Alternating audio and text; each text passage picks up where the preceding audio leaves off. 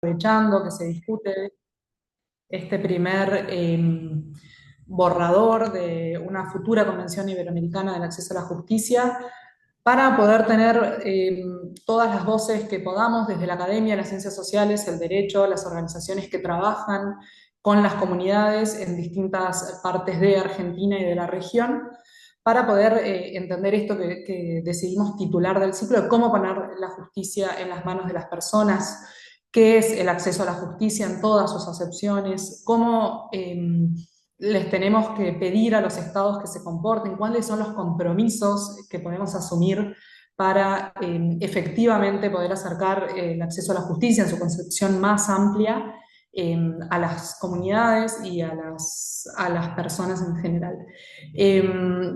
Este ciclo tenía tres partes. La primera, tratamos en la primera sesión el empoderamiento jurídico comunitario para el acceso a la justicia. En este segundo encuentro vamos a hacer más foco en las políticas públicas para la asistencia legal. Vamos a ir explorando con los y las distintas panelistas cómo reducir las barreras que enfrentan las distintas comunidades vulnerabilizadas. Y al final vamos a recordar esto, pero ya queda una invitación pendiente al tercer ciclo en el que vamos a discutir un poder judicial alcanzable y vamos a hablar ya más de reformas procesales y judiciales sobre el acceso a la justicia. Así que, sin más, no me quiero extender mucho porque tenemos unos y unas panelistas muy interesantes para escuchar, así que voy a presentar a la primera. Está acá Guille, ya Natalia, no la tenemos, ¿no? No, Podemos voy a empezar empezar, Pablo. entonces, empezamos con Pablo, perfecto. Eh, Pablo García Arena es abogado, es diplomado en Derecho Penal, especialista y maestrando en Criminología, es el fiscal federal ad hoc en causas de lesa humanidad en la provincia de Mendoza de 2014, coordina la Agencia Territorial de Acceso a la Justicia también en Mendoza de 2019, es parte del Ministerio Público Fiscal de la Nación, es investigador y docente universitario, es miembro del grupo promotor de la Red de Abogacía Comunitaria, integrante de la Asociación para Protección y Promoción de los Derechos Humanos, y es integrante de SUMEC y de la Red PAD, la Red Popular de Acceso a Derechos. Así que, Pablo, muchísimas gracias por estar acá. Cuando quieras, empezamos.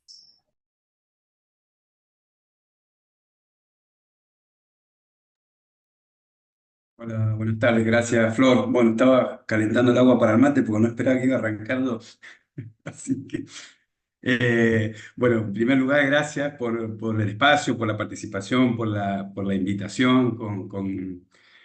Con Roy y con Guille también nos venimos encontrando cotidianamente en las reuniones que tenemos en el grupo promotor de la RAC y en la Cátedra Universitaria de Abogacía Comunitaria que hemos arrancado este semestre con enorme éxito y profunda satisfacción de que tantos estudiantes de distintos lugares del país se sumen a una cátedra de abogacía comunitaria, ¿no?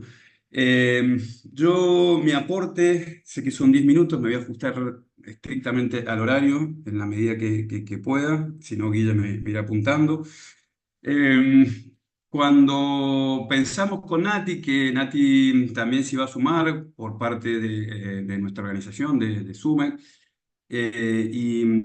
y ella nos planteó un poco cuál era el tema, cuál era el eje, cuál era la centralidad del conversatorio, de la charla de hoy respecto a la asistencia legal y las políticas públicas y específicamente cómo se fortalecen los dispositivos de asistencia legal, o cómo pensamos los dispositivos eh, de manera descentralizada, o cómo creemos que deben construirse tener esos dispositivos. Yo apunté algunas cosas que me parecía humildemente que podían llegar a aportar al debate.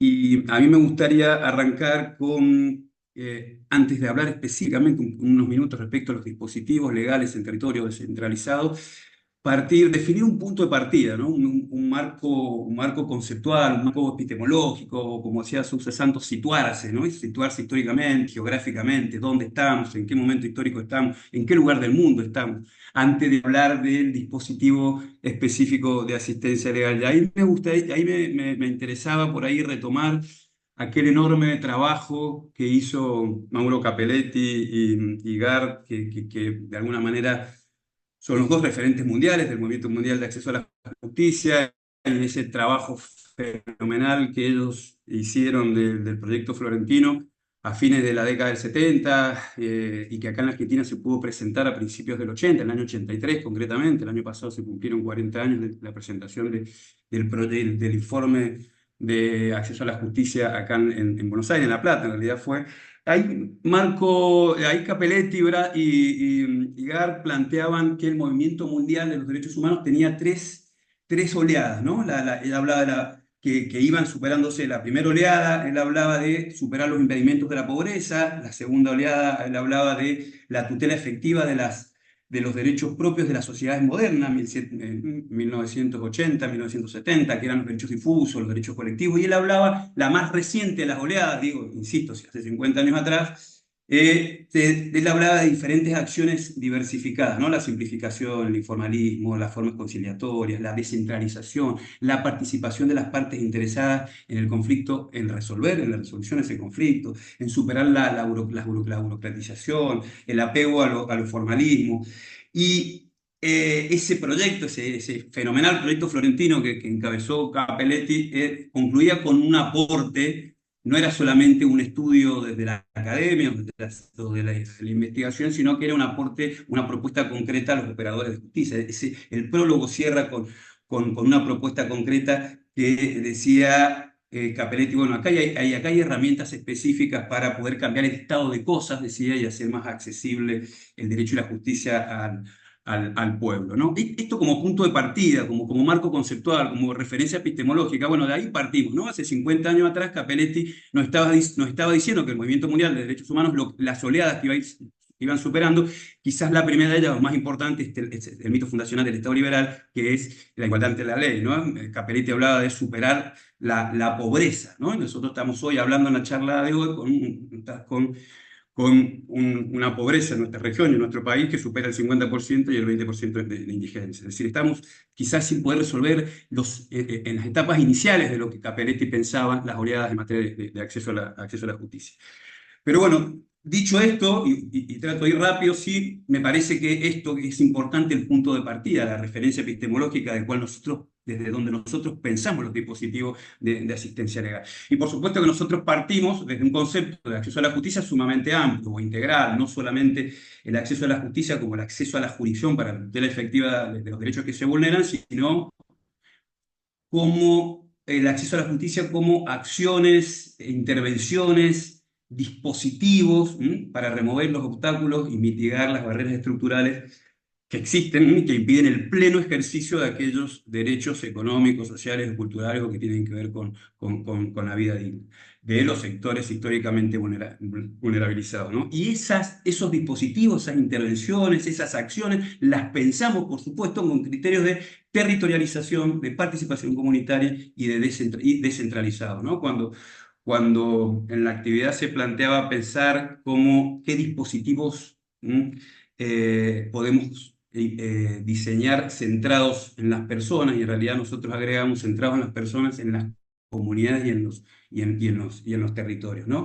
¿Cómo pensamos desde este marco conceptual o epistemológico los dispositivos de asistencia legal? ¿Qué deben, a nuestro criterio, a nuestra experiencia, con nuestro trabajo en territorio, contener esos dispositivos? Bueno, en primer lugar, por supuesto que son dispositivos que tienen que estar insertos en el territorio, ¿no? Esto parece una verdad de perogrullo, pero en países como el nuestro, digamos, no podemos pensar en el acceso a la justicia con dispositivos legales si no son dispositivos que están en el territorio, insertos en el territorio, además se integran con la comunidad y que articulan con la comunidad a través de las redes preexistentes, ¿no? Esto de que muchas veces nosotros hablamos del Estado con dispositivos móviles, o el Estado gazebo, ¿no? El Estado que va a territorio a levantar consultas o a hacer el asesoramiento legal primario y después se retira. Los dispositivos legales o los dispositivos de asistencia legal que intentan remover barreras estructurales de acceso a la justicia son dispositivos que tienen que estar no solo en territorio, en esa presencia física, sino que además tienen que estar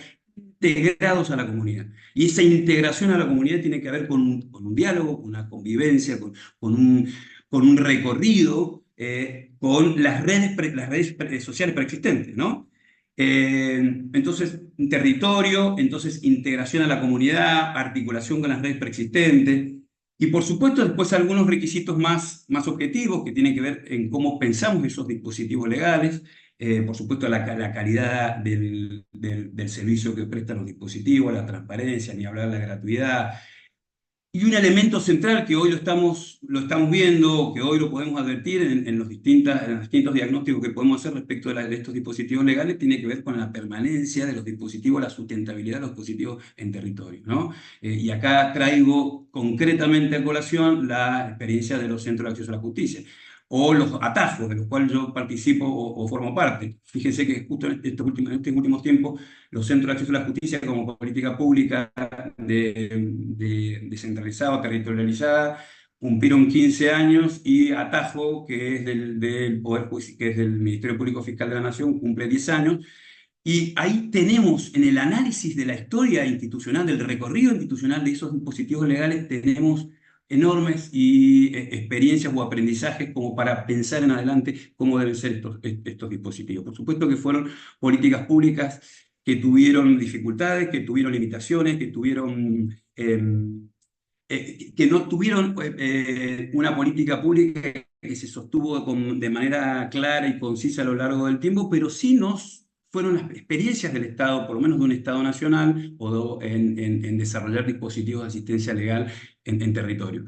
Y ahí no podemos no mencionar, por ejemplo, con esto que nosotros reconocemos como fundamental en los dispositivos de asistencia legal, que es la permanencia y la sustentabilidad en territorio, nosotros tenemos que en diciembre del 2023 habían 110 centros de acceso a la justicia en el país y a la fecha se han cerrado 80 de esos 110, ¿no? Y fíjense ya que esos 110 que existían en diciembre del año pasado, más de 60 estaban en AMBA y en CABA. De la misma manera nos pasa con Atajo. Atajo tiene 16 agencias territoriales de acceso a la justicia, de las cuales 11 están en AMBA y en CABA. Entonces ahí tenemos no solamente políticas públicas que, que son que oscilan, ¿no? Que son contradictorias, que no se sostienen con el tiempo, que incluso en gestiones o en gobiernos distintos tienen políticas absolutamente contrarias a las anteriores. Entonces pasamos de los 4 años anteriores de un crecimiento interesante respecto de la territorialidad de los centros de acceso a la justicia y 6 meses después hemos reducido casi a la mitad, ¿no? Entonces hay también una inconsistencia a la hora del desarrollo de las políticas públicas en relación a los dispositivos legales de asistencia. Y ahí sí, quizás, me imagino que ya me voy acercando al tiempo, me parece que desde el aporte o de las experiencias nuestras desde las organizaciones, desde el activismo y de las organizaciones concretas en territorio, creo que nosotros, cuando hablamos del empoderamiento jurídico a través de la abogacía comunitaria, ¿no? En estas 3 facetas de usar y conocer y transformar el derecho, los dispositivos de asistencia legal en territorio son claramente eh, aliados de las organizaciones comunitarias para este movimiento de empoderamiento jurídico. Y en palabras de Sousa Santos, en cuanto al rol transformador o el potencial transformador que tiene el derecho, cuando las comunidades, a través del movimiento del empoderamiento jurídico, conocen, usan y transforman el derecho, las agencias o los dispositivos de asistencia legal en territorio se constituyen en aliados esenciales o inevitables. Entonces creo que desde las organizaciones sociales con presencia en territorio entendemos que los dispositivos legales de asistencia, los legales, la presencia en territorio, la integración con la organización comunitaria, la articulación con las redes preexistentes y políticas públicas que tengan alguna coherencia o sustentabilidad en el tiempo. Y de esa manera construir los lazos de abogacía comunitaria o de empoderamiento jurídico con las organizaciones, justamente para esto de repensar el derecho y que el derecho sea, en términos o en palabras de Sousa Santos, un instrumento de transformación social de las realidades, sobre todo los sectores históricamente vulnerabilizados que estructuralmente ven vulnerado el pleno acceso y goce de los derechos fundamentales. Bueno, espero haber sido breve y haber, por lo menos, haber planteado esta idea que nos interesa desde nuestra organización. Y bueno, muchas gracias nuevamente por la invitación. Muchas gracias, Pablo. Espectacular en el tiempo previsto y además hicimos reconstrucción histórica, marco conceptual, alguna caracterización de tres puntos que tienen que tener los dispositivos y un panorama del estado de situación actual. Así que completísima la intervención. Muchas gracias. Voy a presentar ahora para darle la palabra a Natalia Echegoyen-Berry, es directora académica del Observatorio de Justicia Sanitaria y Climática de Latinoamérica, magíster en salud pública, abogada, psicóloga, candidata a doctora, integra el grupo promotor de la Red Argentina Abogacía Comunitaria, es vicepresidenta de la Asociación para Promoción y Protección de los Derechos Humanos SUMEC, es integrante del Círculo Latinoamericano del Movimiento de Salud de los Pueblos y desde 2022 coordina el Foro Permanente sobre Acceso a la Justicia y Derecho a la Salud de la Agencia de Cooperación Alemana. Si me olvidé algo, Nati, me No, completas y acá te damos la palabra entonces. Gracias. bueno, muchísimas gracias. Bueno, agradecida por la invitación. Bueno, gracias a SIG y a la Red Argentina de Abogacía Comunitaria por la organización de este evento. Y bueno, vi muchas caras conocidas y muchos amigos y amigas. Ahí Silvina, bueno, es un gran sentimiento, Mariano, bueno, Catalina, ahí con mucho orgullo, Guille de la Red. Así que bueno, simplemente para complementar un poco lo que mencionó Pablo y ponerlo en clave también de regional o iberoamericano y en clave del futuro, digamos, convenio, me parece que lo que traigo yo son más preguntas que respuestas, un poco en clave también de Paulo Freire, de la pedagogía de la pregunta. Creo que tenemos que hacernos muchas preguntas sobre todo, bueno, cuáles son los tipos de servicios que queremos, para quién, y ahí la pregunta que me habían hecho estaba vinculada sobre los grupos vulnerabilizados, que creo que están bien tratados en el borrador, digamos, del convenio, como también en las reglas de Brasilia, pero también hay nuevos grupos vulnerabilizados vinculados con el cambio climático, con la movilidad, con los desplazamientos forzados, con las crisis humanitarias que estamos viviendo, con las guerras, bloqueos, medidas unilaterales, ¿no? Y por eso me parecía importante cómo pensar estos servicios de acceso a la justicia, si los queremos llamar servicios similares, digamos, como nuestros centros de acceso a la justicia, para los distintos grupos vulnerabilizados, pensar, digamos, cómo dotarlos de institucionalidad para que no pase lo que pasa en Argentina, ¿no? Que cambió el gobierno y cambia la política pública, entonces cómo dotarlos de institucionalidad, de sustentabilidad en el tiempo, cómo hacerlos sólidos, y en ese sentido nos trae otras preguntas que tienen que ver con bajo qué órbita creamos también estos dispositivos cercanos, descentralizados. Queremos que sean desconcentraciones burocráticas, descentralización autárquica, autónomos, y que puedan fijar una política de acceso a la justicia independientemente, digamos, o una política judicial.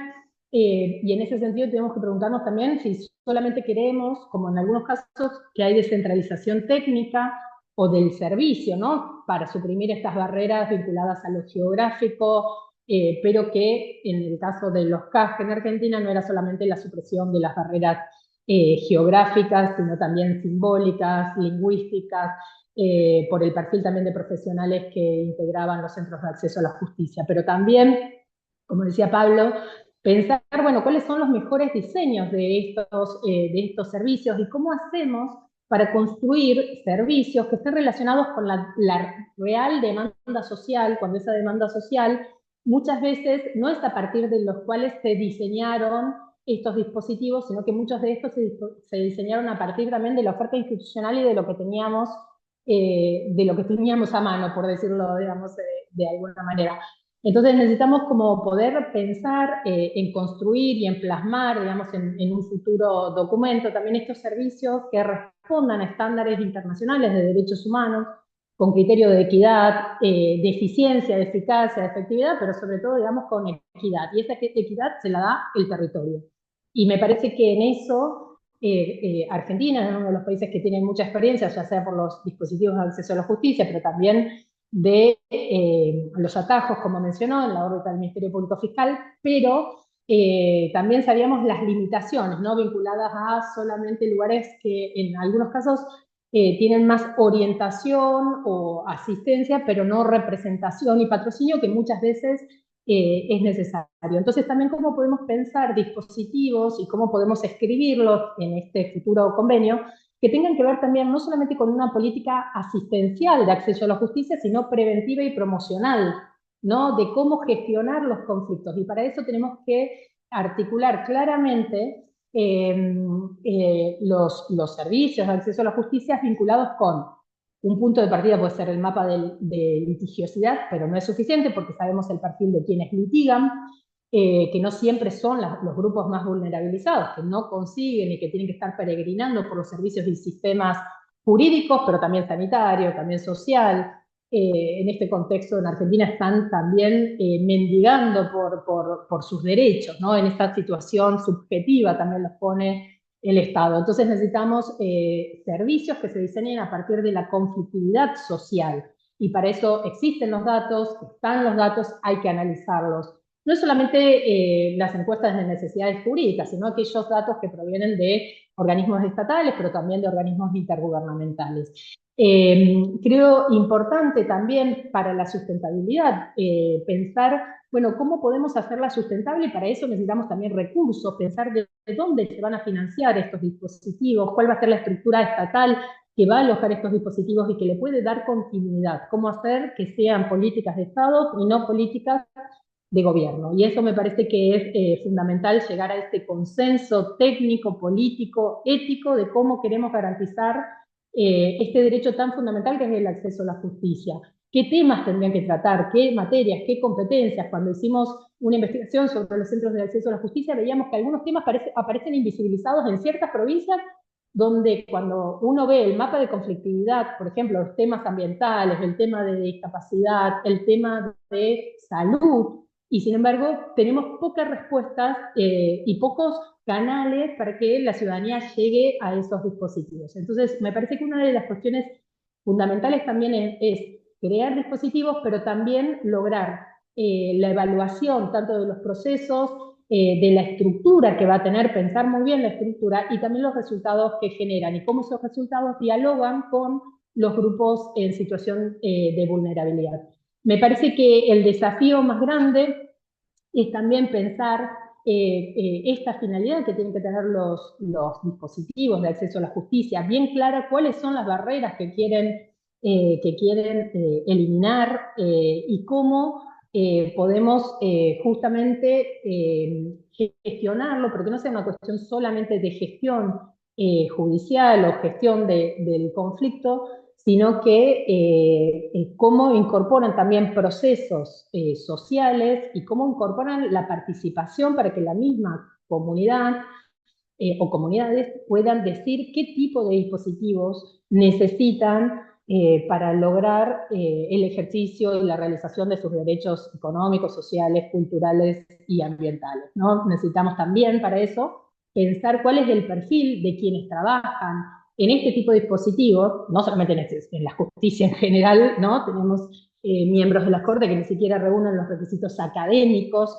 que se están postulando. Entonces, me parece que necesitamos pensar el perfil, cuál es el perfil de profesionales, cuál es la formación mínima, y en eso están los estándares de derechos humanos, la formación fundamental con perspectiva de género, de diversidad, de interculturalidad, y solo así, integrado también estos dispositivos por personas de las comunidades, agentes jurídicos, sanitarios, interculturales, vamos a lograr también dispositivos que también las propias comunidades los defiendan y lo sustenten, pero sin recursos, sin saber de dónde provienen los recursos para estos dispositivos, después son fácilmente, digamos, destruir toda una política que tuvo muchos años de consolidación, de trabajo, que era perfectible, pero no podemos tolerar, al menos desde la organización que represento, que se puedan eliminar políticas sin la evaluación siquiera de esas políticas, ¿no? Y aun cuando tienen evaluaciones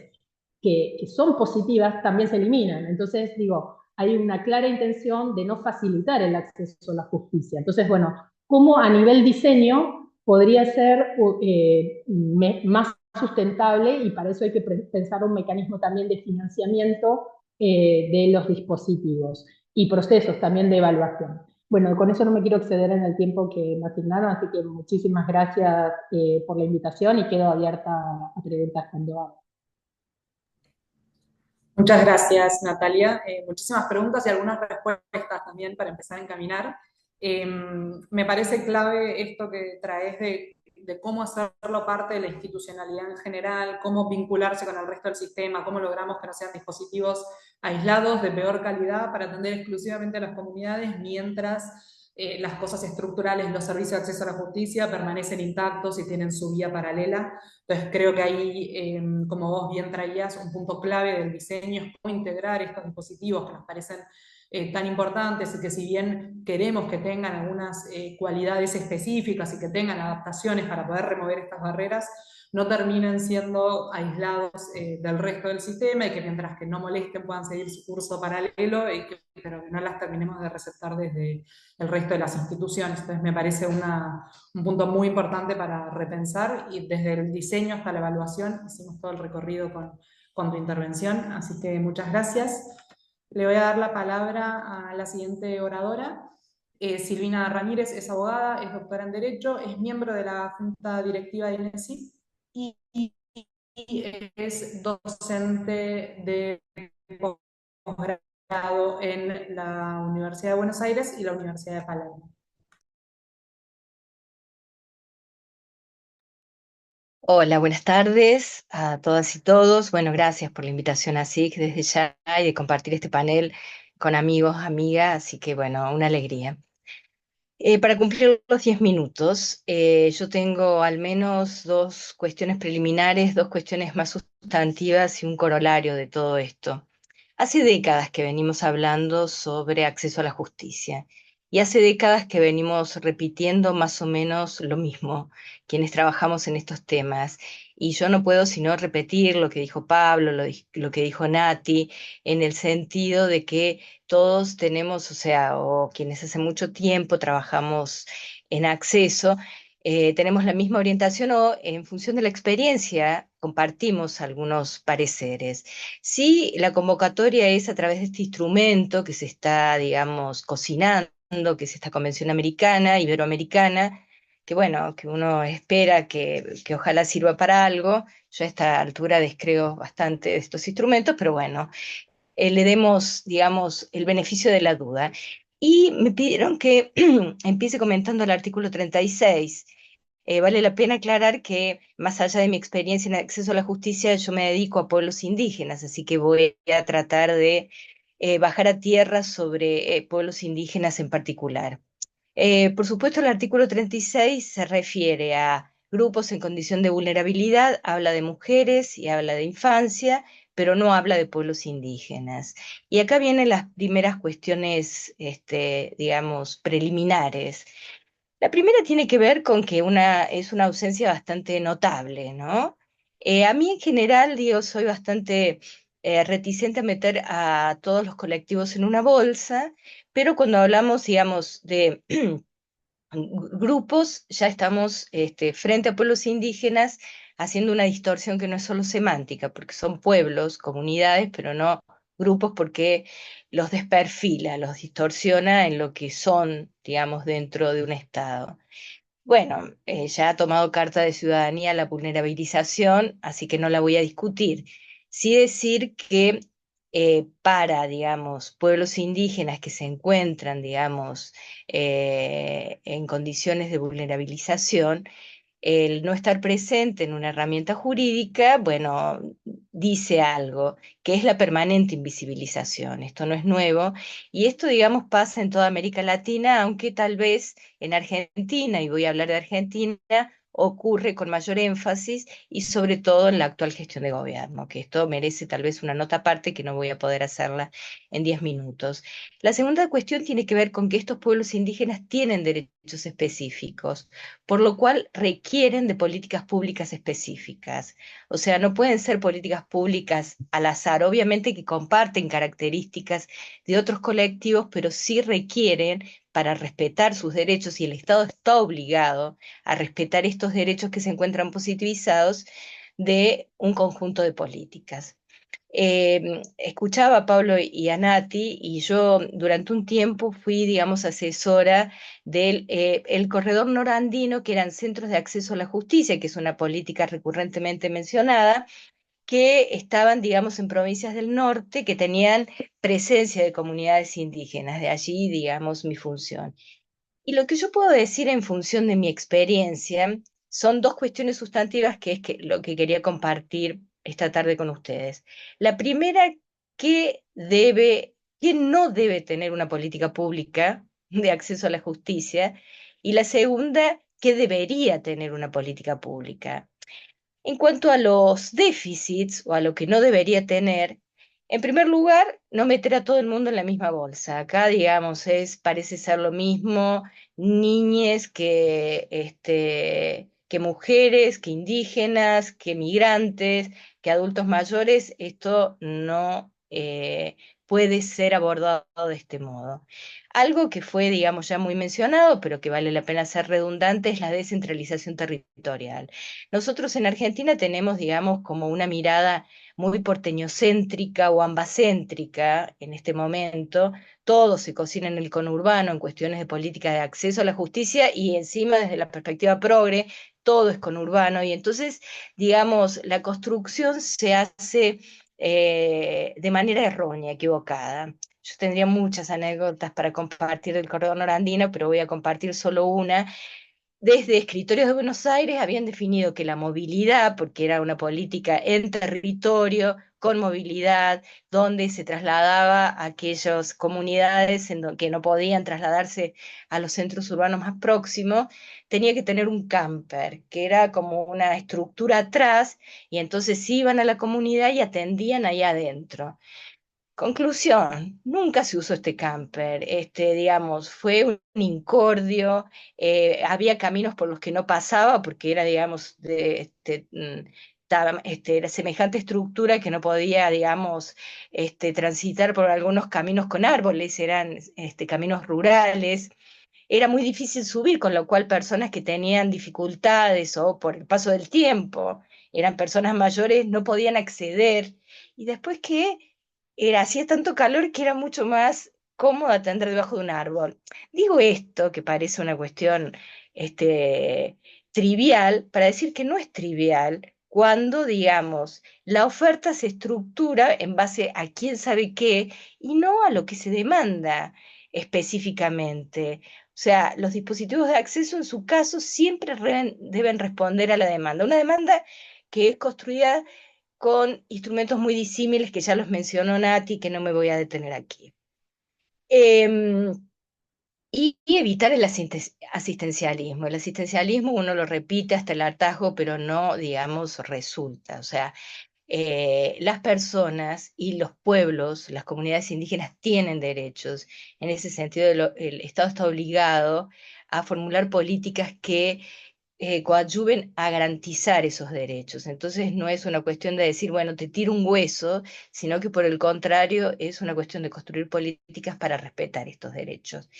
¿Cuáles son las virtudes o qué debería tener una política pública de acceso a la justicia pensando en un sujeto público y político como son los pueblos indígenas? Bueno, en primer lugar, creo que tiene que ser una política pública intercultural. Y acá entramos, digamos, en un universo que es complejo, porque es fácil hablar de interculturalidad, es muy fácil, es muy difícil conseguirlo. Nosotros en los centros de acceso a la justicia del corredor norandino habíamos conseguido con mucho esfuerzo insertarnos, esto que decía Pablo, en su presentación en las comunidades. Habíamos generado relaciones de confianza también, que esto es otra cuestión muy relevante, y bueno, y de repente ya en esta gestión de gobierno se cierran centros que llevaban muchos años y muchas, digamos, esfuerzo por construir estas relaciones. Entonces, debemos escuchar al otro que tiene, digamos, una mirada muy distinta de las cosas, y sobre todo proviniendo de comunidades indígenas, para poder construir esta interculturalidad. Hace falta, digamos, el reconocimiento de la institucionalidad indígena. No todo se resuelve con mecanismos, digamos, de la justicia ordinaria, y esto en el acceso a la justicia lo vemos todos los días. Entonces, la justicia ordinaria se debe transformar en intercultural y escuchar qué, digamos, de las comunidades, qué requieren las comunidades, y se deben respetar también las propias formas de gestionar los conflictos de las comunidades, algo que en general no sucede. Y por otra parte, también trabajar con cuestiones que ya se trabajan en toda América Latina y también en Argentina y que son conceptos ya teóricos muy instalados como la interseccionalidad, las dificultades de ser mujer, de ser indígena, cómo se van sumando estas desventajas frente, digamos, a las políticas de acceso a la justicia. El último minuto que me queda lo voy a dedicar a un corolario de todo esto que creo que es el centro de las políticas públicas o las que deberían ser las mejores políticas públicas, que es la participación de los pueblos indígenas. Algo también mencionó Nati, pero me quiero detener en el derecho a la consulta. Las comunidades indígenas tienen digamos, este derecho reconocido por convenios ya ratificados por Argentina, en donde deben ser consultados. Y esto no es una cuestión menor, porque esto fortalece una política pública y aparte colabora que la política pública sea lo que requieren las comunidades indígenas y no, digamos, sacarse un conejo de la galera del Estado que de repente le pinta una política pública y que no tiene nada que ver con lo que efectivamente necesitan las comunidades indígenas. Creo que cumplir el derecho a la consulta, generar los mecanismos de participación de las comunidades indígenas y de cualquier colectivo que sea, digamos, sujeto de cualquier política, tiene que ser, digamos, una premisa a tener presente. Entonces, ojalá que esta convención en la que se está trabajando incorpore a los pueblos indígenas, porque efectivamente requieren de políticas públicas específicas, y que, bueno, tantos años de hablar sobre el tema y que uno va dando un paso adelante y dos atrás, y bueno, y la cuestión es muy dinámica y a veces damos dos pasos adelante, alcancemos, digamos, construir políticas genuinas de acceso a la justicia. Muchas gracias. Muchas gracias, Silvina, por la intervención. Primero, sobre los pueblos indígenas, estas son instancias donde aprovechamos para discutir el borrador y vamos a consolidar todos estos comentarios y agregados específicos a los artículos al documento, así que obviamente es un punto muy, muy valioso a tener en cuenta. Y después me quedo con cómo construir la oferta en función de la demanda y no en función de los conocimientos, que es un desafío de las instituciones en general y de nosotros y nosotras que desde distintos ámbitos eh, trabajamos los temas, cómo darle lugar a la participación y el derecho a la consulta. Entonces, esto creo que no había salido todavía y es un punto muy valioso en este proceso de repensar las políticas públicas. Así que muchas gracias por el aporte. Y voy a presentar a la siguiente intervención. Le voy a dar la palabra a Mariano Gutiérrez, que es abogado de la Universidad de Buenos Aires, magíster en criminología de la Universidad de Lomas de Zamora, defensor auxiliar en la DGN y encargado de los equipos de abordaje territorial de acceso a la justicia también en la Hola a todos. Mariano, muchas gracias por participar. ¿Se me escucha? Ah, sí, bien, listo. Bueno, hoy mi intervención va a estar muy atravesada creo que cuando me invitó Guillermina fue más por el tema del cierre de los CAG, porque fuimos construyendo a lo largo del tiempo o- otro espacio donde distintas instituciones de defensa de los derechos nos encontrábamos. Y bueno, la crisis que provocó el cierre de los centros de acceso a la justicia reactivó esa otra red que estaba funcionando un poco en paralelo, de las que ya brevemente les contaré. Pero el martes pasado, exactamente hace 2 días, más o menos a esta hora, la Corte sacó un fallo increíble y bochornoso sobre el cierre de la causa Riachuelo, en el que reconoce que está incumplida la sentencia del 2008, pero dice que su función ya está cumplida al marcar eh, que ya ha sido creada una institución y que esa institución ha aceptado determinadas responsabilidades y que son procesos largos y que la Corte ya no tiene por qué seguirse haciendo cargo de la ejecución. Si quieren lean la sentencia, es realmente una obra jurídica ubuesca, diría Foucault, completamente absurda.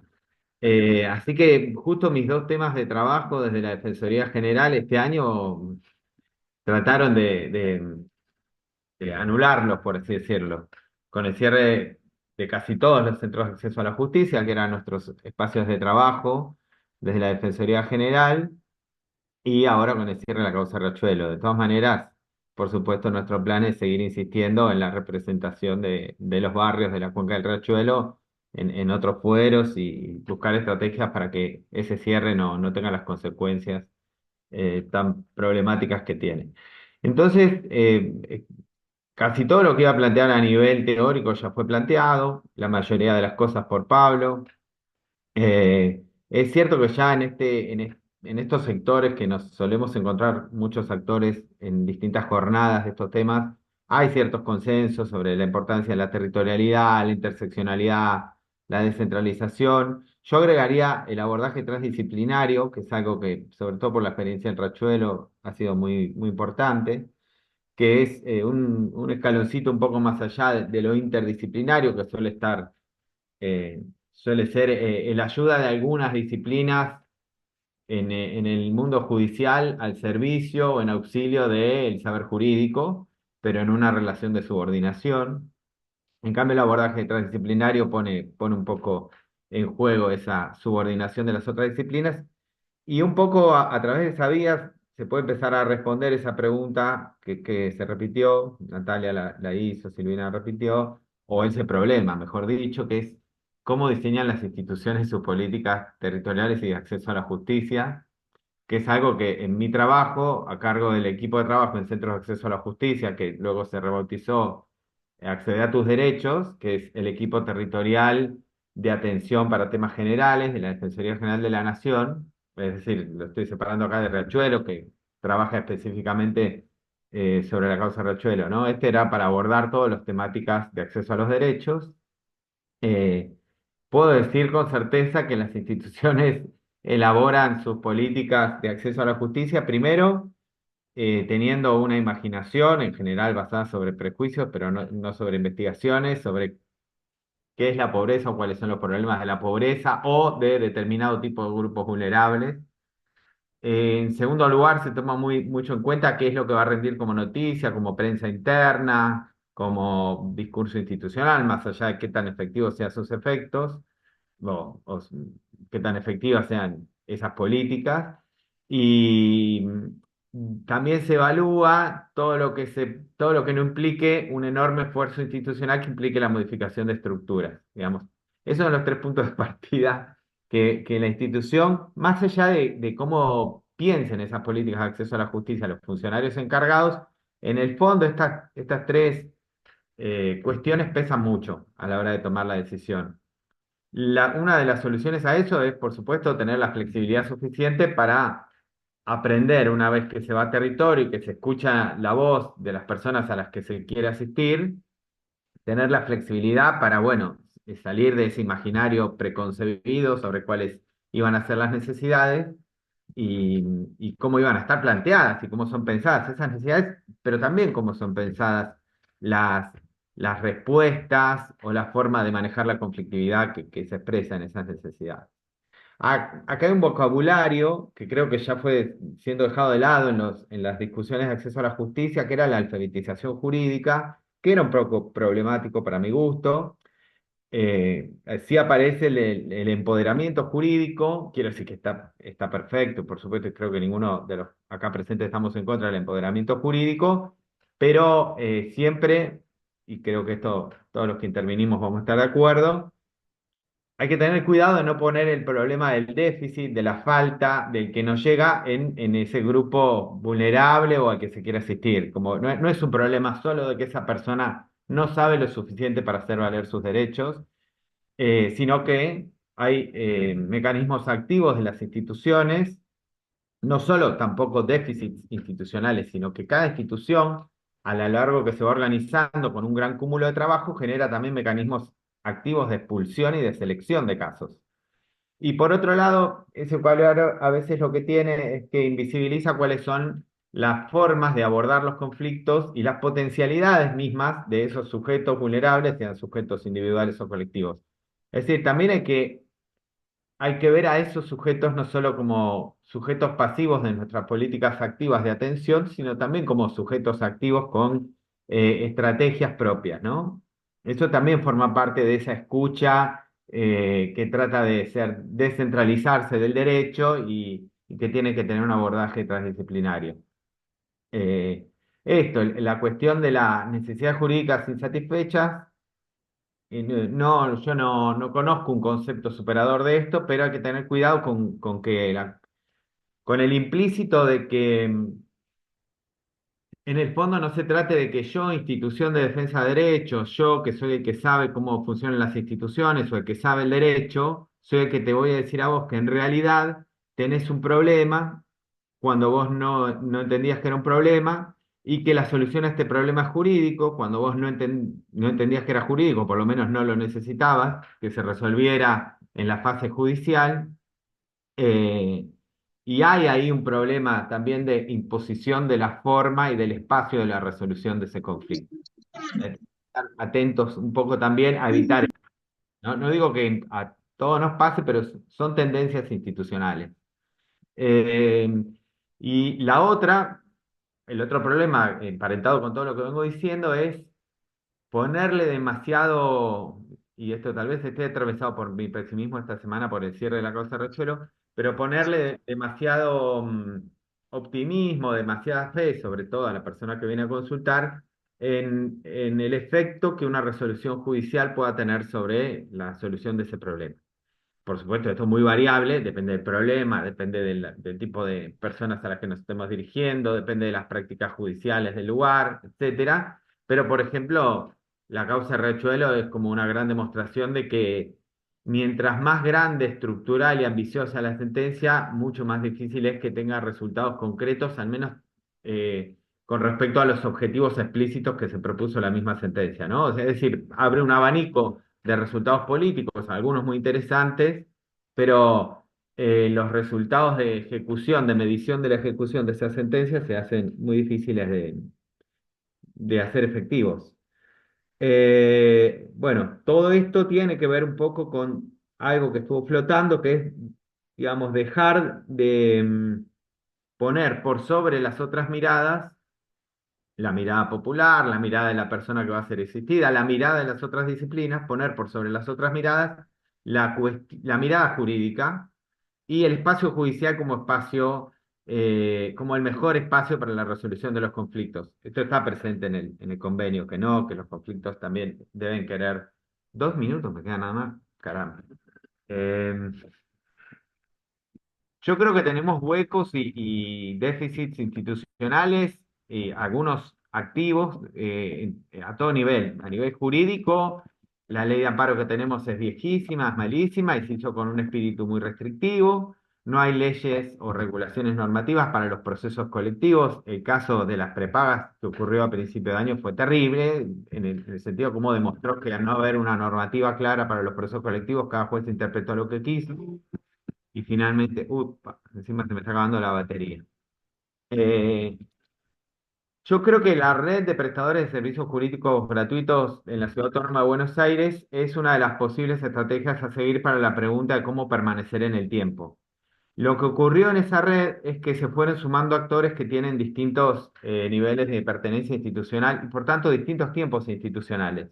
Por ejemplo, está la Defensoría General de la Nación, que es un organismo, digamos, que trabaja con el Poder Judicial de la Nación, igual que la Procuración General o los atajos, pero también están los organismos de la ciudad, que tienen otros tiempos de gestiones, de tiempos de duración de los mandatos de los defensores y los fiscales, pero también hay organismos del Ejecutivo, de Nación y de Ciudad, y entonces al haber muchas capas de organismos que nos concentramos todos en un gran objetivo macro, que es facilitar el acceso a la justicia y el acceso efectivo a los derechos, y nos comprometimos a eso, cuando hay un sismo en alguno de estos niveles institucionales, el nivel ejecutivo nacional, por ejemplo, se genera una reacción interesante que termina, digamos, por cubrir muchas veces esos agujeros que aparecen, por ejemplo, con el cierre de los CAS. Cuando cerraron los CAS, muchos de nosotros ya trabajamos con las parroquias villeras, con los hogares de Cristo, con alguna red de parroquias villeras,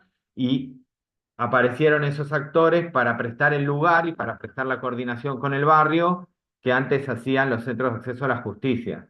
Y en muchos de estos casos los curas se transformaron en los nuevos CAC. En otros casos, por ejemplo, empezamos una serie de articulaciones institucionales más formales con la Defensoría de Ciudad, con la que ya teníamos relaciones, pero ahora vamos a empezar a atender en las sedes de atención de la DOH, de la Dirección de Orientación.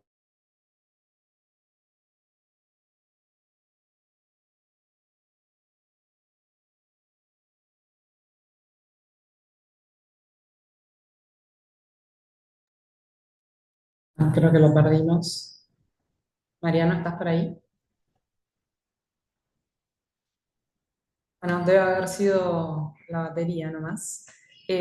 Vamos a retomar de todas formas al final para que cada uno de los y las panelistas haga su cierre o haga algún comentario final, así que a Mariano le daremos 2 para que pueda terminar su intervención, que venía muy rica y muy interesante, y también venía a completar un poco las intervenciones anteriores, hablando ya no solo de la oferta en función de la demanda, sino la potencialidad de las soluciones y las estrategias propias de las comunidades con las que trabajamos, cómo interpretarlos en el convenio que estamos trabajando como sujetos activos, cómo explorar algunos mecanismos alternativos al espacio judicial, y alguna nota más optimista al final de el valor de las redes y las articulaciones institucionales para salvar algunos de estos agujeros o de estos problemas que veníamos comentando antes.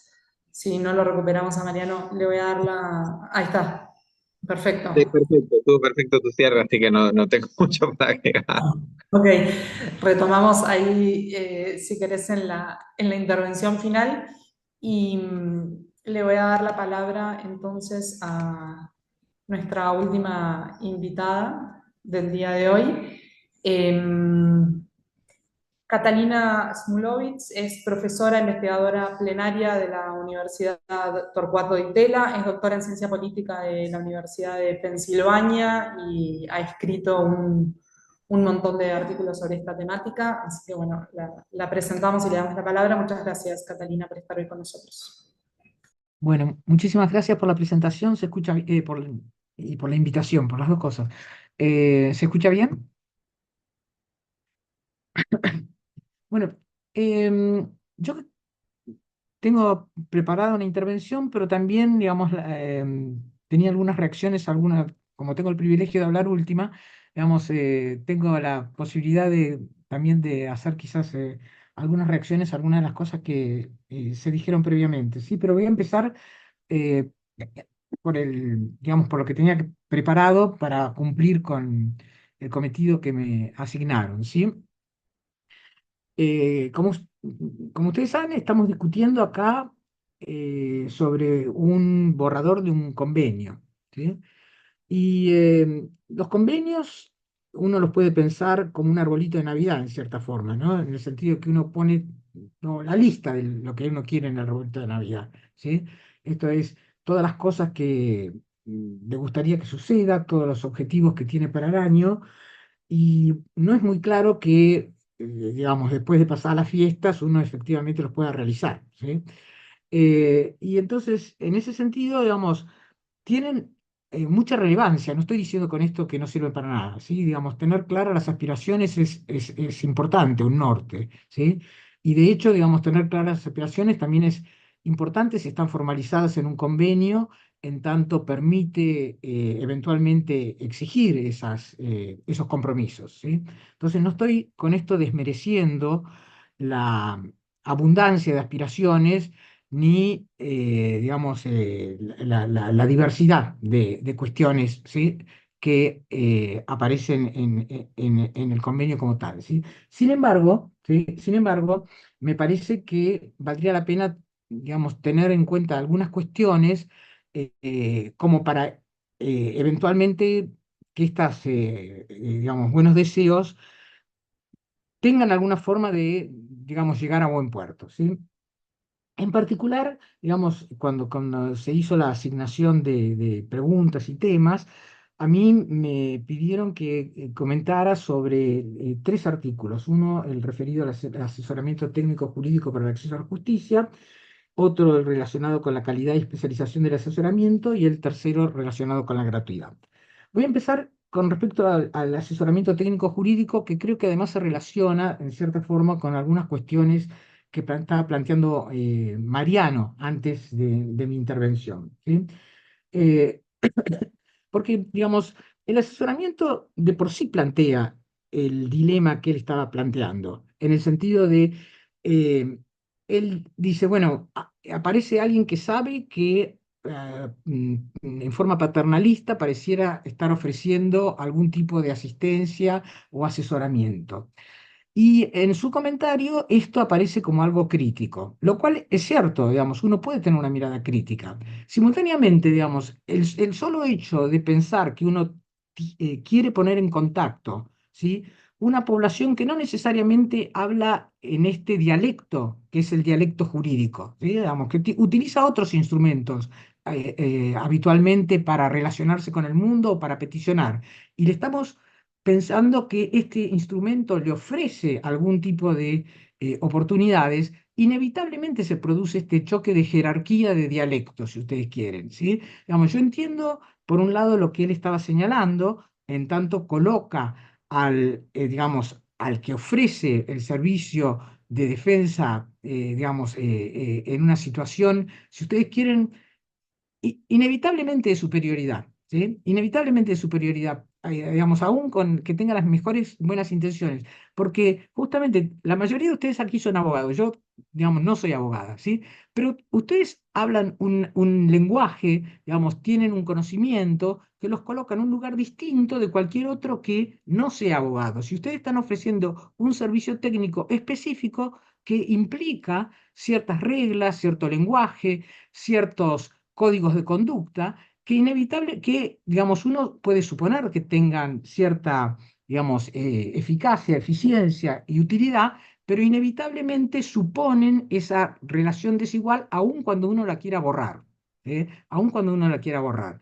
Y uno puede hacer muchos esfuerzos por borrarla, no estoy diciendo, pero inevitablemente, digamos, no todos somos abogados, ¿sí? Estamos, digamos, utilizando un mecanismo específico, un lenguaje específico, un instrumento específico, pero que nos coloca, por lo menos a los que no somos abogados, cuando queremos utilizarlo, en una situación distinta, digamos, diversa, no estoy, digamos, e implica algún tipo de jerarquía. Uno supone efectivamente que este instrumento tiene algún grado de utilidad, ¿sí? Si no, no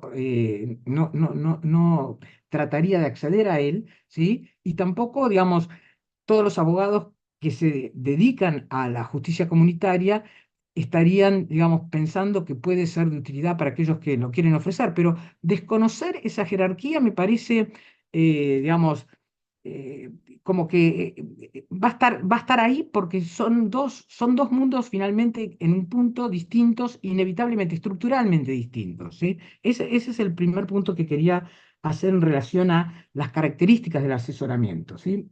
Esa es la primera cuestión. La segunda cuestión que quería señalar respecto de las características del asesoramiento es la siguiente, digamos.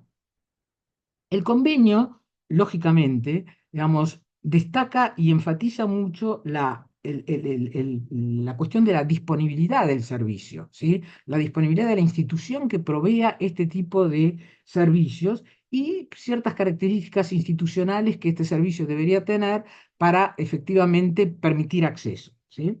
Y realizar la promesa del acceso, por así decirlo, ¿sí? Y acá acceso, digamos, yo vi que una de las preguntas que aparecía en el chat era sobre de qué estamos hablando de acceso. Acá acceso, digamos, uno la puede tomar en el sentido de acceso a los tribunales, en un sentido bien tradicional y acotado, o tomando, digamos, lo que mencionaba Pablo al principio, digamos, en el texto de Capelletti y Garth, digamos, no solamente acceso pensado también como aquello que definimos como que es judiciables, digamos, ¿no? Aquello que definimos como que potencialmente puede ser materia de un, digamos, de litigio judicial y ampliar entonces derechos, ¿sí? Pero entonces, el acceso como tal implica, por un lado, digamos, esta disponibilidad del servicio, pero también implica otra cosa central, que me parece que el convenio como tal, no sé si lo podría tratar, pero inevitablemente aquellos que eventualmente hagan uso de ese convenio tienen que tener presente, y es que finalmente los usuarios van a, van a tener que saber, digamos, van a tener que poder nombrar aquello que quieren reclamar. ¿Sí? Digamos, seguramente muchos de ustedes aquí conocen ese, digamos, texto clásico, ¿sí? Naming, blaming and claiming, ¿sí? No sé, digamos, si lo conocen ese texto. Pero ese texto básicamente lo que señala es, bueno, digamos, el acceso no es una cuestión solamente de la disponibilidad del servicio, es que alguien pueda tener conciencia del agravio que puede reclamar. ¿Sí? Yo tengo que poder reclamar el agravio, digamos, ¿sí? Y para poder reclamar el agravio tengo que entender que hay un agravio. Cuando nosotros decimos, por ejemplo, en temas de violencia de género, por ejemplo, ¿sí? Bueno, son conductas naturalizadas. Estamos diciendo eso, digamos, no hay mención, no hay forma de nombrar el agravio porque, no es, porque está naturalizado. Por lo tanto, digamos, el acceso en realidad implica, en primer lugar, antes que cualquier otra cosa, que alguien tenga conciencia de qué es lo que es un agravio, qué es lo que eventualmente puede constituirse en algo reclamable. Y algo que puede constituirse en algo reclamable es algo que yo pueda eventualmente responsabilizar a alguien por su realización. ¿Sí? Entonces, digamos, me parece que la noción de acceso como tal, ¿sí? Tiene que incluir, lógicamente, la disponibilidad de los servicios. Sin disponibilidad es una condición necesaria, si ustedes quieren, ¿sí? Pero, digamos, esto no opera, digamos, que existan los servicios es como un jarrón vacío. ¿Sí? Vamos, para que este jarrón funcione, necesita, digamos, los individuos que entiendan cómo lo activan. Y entenderlo cómo lo activan es un proceso muy anterior a lo que provee un convenio de esta naturaleza, que es, digamos, que alguien tenga la posibilidad de entender que aquello que es, digamos, que por lo que está pasando puede constituirse o puede nombrarse, ¿sí? Como, como un agravio reclamable. ¿Sí? Digamos, ese sería uno de los puntos que quería hacer. No sé cómo vengo con el tiempo, digamos, porque no miré a la hora que empecé. Eh, ¿Sabés? Decime dos, tres, cuatro, vamos. Tres. ¿Eh? Tres, ¿Tres? Catalina, pero yo te aviso, sí, Bueno, no te preocupes. bueno, buenísimo. Digamos, tenía varias hojas más, pero no importa. Vamos. Bueno, la segunda cosa que quiero decir en relación a esto, yo voy a dejar de lado los otros temas porque si no, no tiene mucho sentido, pero por lo menos termino uno. La otra cosa que me parece importante, digamos, es como otra vez, el proceso de Riachuelo que mencionaron recién, ¿sí? O cualquiera de los otros grandes procesos que ustedes, digamos, que uno puede mencionar, ¿sí?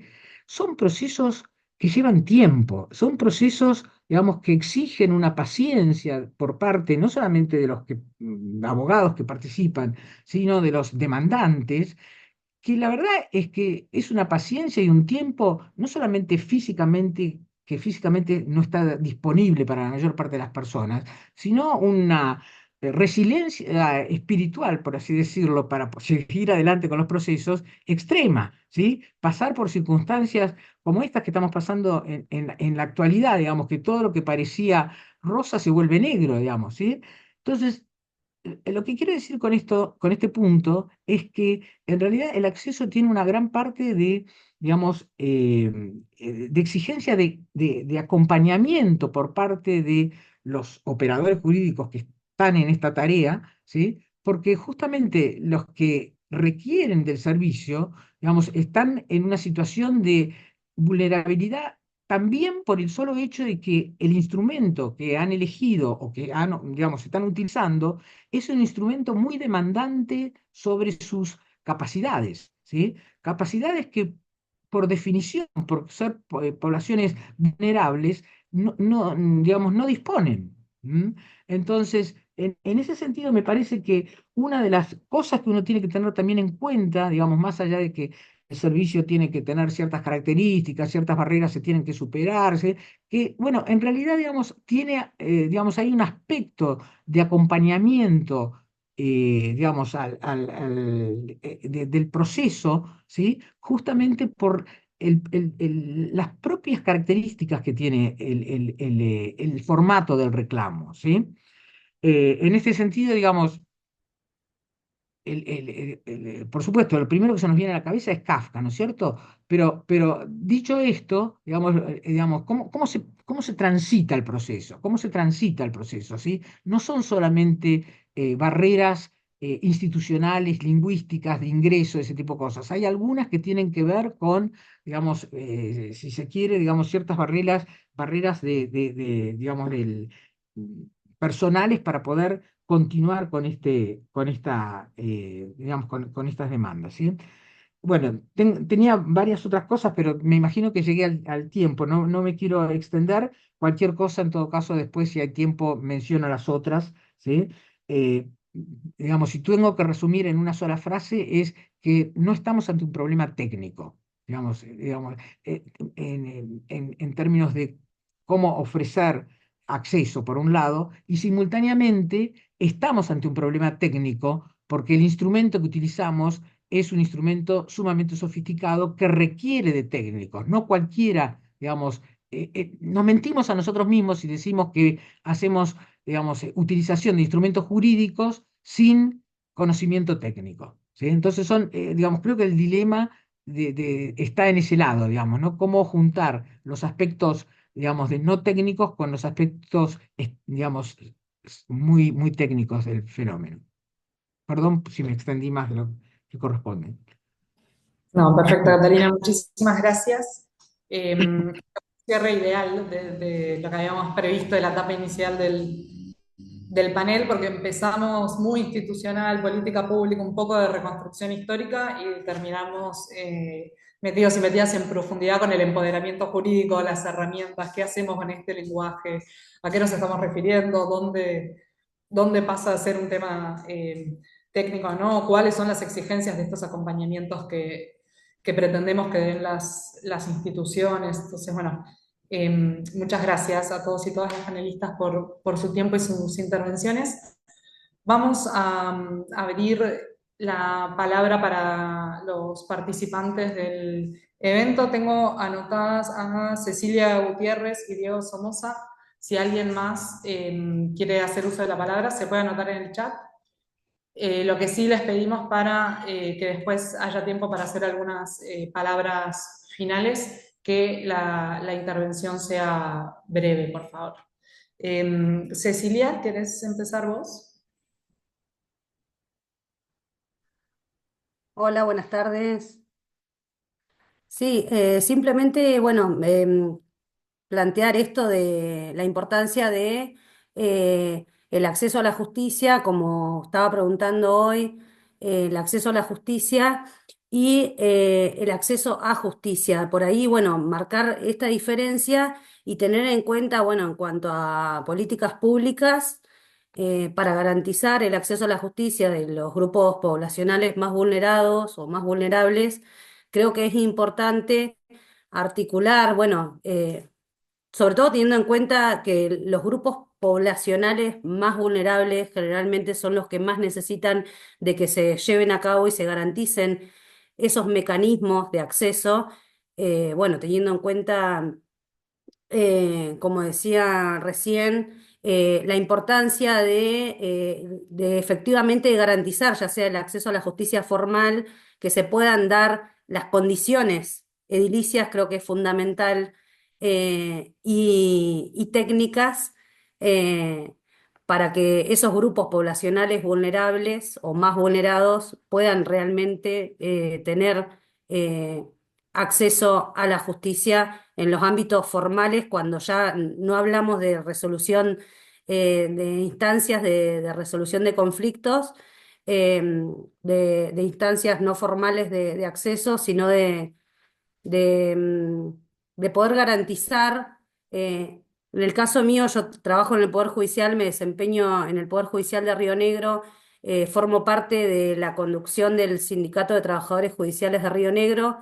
Y bueno, y lo que observo con esto del acceso a la justicia es justamente las dificultades con las que tienen que atravesar personas con restricción a su capacidad. Por ejemplo, se acercan a una defensoría y bueno, y no hay, desde ya que no hay ascensor, tienen que subir las escaleras hasta el primer piso para poder hacer un amparo.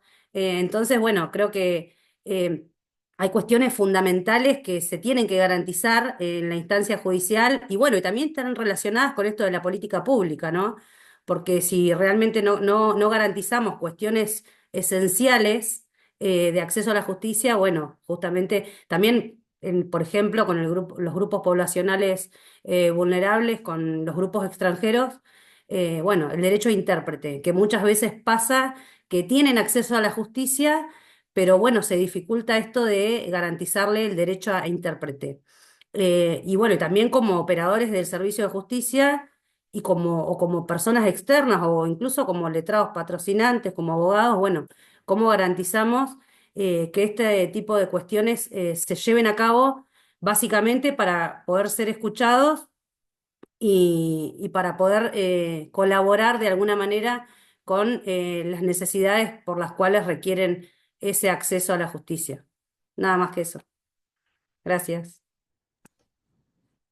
Gracias, Cecilia, por la intervención. Diego.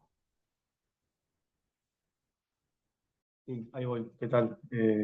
Gracias por el espacio. Bueno, en primer lugar, quería decir que bueno, muy buenas las exposiciones, la verdad que me encantó, me pareció un lujo. Me gustó mucho la introducción de Pablo, luego complementada por Natalia. Y bueno, escucharla a Silvina, a Mariano y a Catalina también, un verdadero placer. También comparto el sentimiento de, no sé si desazón, tristeza, barra bronca del cierre de los CAS con esta política pública. Más que nada, yo habiendo sido ex trabajador de los CAS de la zona del NEA. Y en relación a eso, sí quería marcar un punto, poner la lupa sobre un asunto que algo mencionó, creo que Pablo al inicio y después Silvina, en relación a la descentralización versus hiperconcentración en provincia de Buenos Aires y Ciudad Autónoma de Buenos Aires. Y yo por ahí lo digo más que nada como habitante de la provincia de Misiones, ya me he trabajado también en la región NEA, de que no es el mismo efecto que ocurre al cerrar un dispositivo de acceso a la justicia, no sé, en el oeste formoseño, en el interior de la provincia de Misiones, o quizás en la ciudad autónoma de Buenos Aires. A mí que me tocó trabajar también en Buenos Aires varios años, eh, yo identificaba en muchas situaciones en donde ante un conflicto, la cantidad de actores que intervenían me quedaba como deslumbrado, como algo bueno, lo digo, y cuando me tocaba, no sé, trabajar o tener que lidiar con algún tema en el oeste formoseño, era un dispositivo suelto de Nación, como un caja en Ingeniero Juárez, y no había nada más que haga de contención, ¿no? Me parece que ese punto de la diferencia de cantidad de intervenciones o de actores que hay en algunas zonas del país versus en otras zonas es algo importante y a tener en cuenta.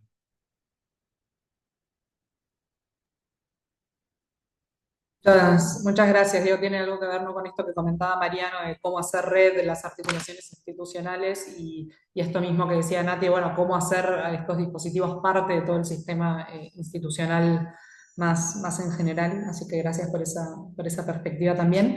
Y si les parece, hacemos en el mismo orden que fueron haciendo las intervenciones, algún minutito de cierre para nuestros panelistas y nuestras panelistas del día de hoy, algo que quedó pendiente de la primera etapa o alguna reflexión final que quieran hacer hoy del ciclo. Empezamos con Pablo.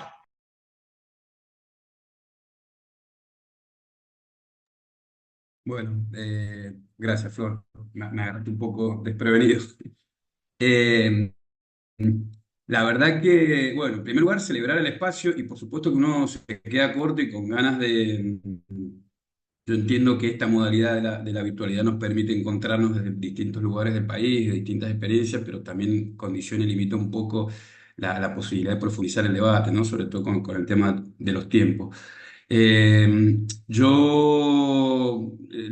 de ir escuchando las demás intervenciones y por supuesto también compartiendo y coincidiendo y sobre todo encontrándose con los análisis, con los diagnósticos y con las posiciones subjetivas de quienes trabajamos en estos temas hace muchos años ya, no se comparten.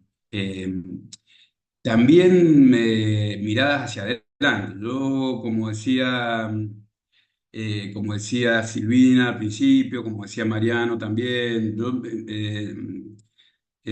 es que sea pesimista, pero sí entiendo que tanto algunos marcos normativos, ¿no? Algunos discutir específicamente la sanción de normas o por ahí de tener demasiada expectativa con lo que pueda modificar de las realidades de algunas sentencias judiciales y tanto la norma como la resolución judicial muchas veces no son las respuestas, no son las salidas a las resoluciones de las brechas estructurales que hay en materia de acceso a derechos. También comparto enormemente lo que decía Mariano respecto al empoderamiento jurídico, porque ahí hace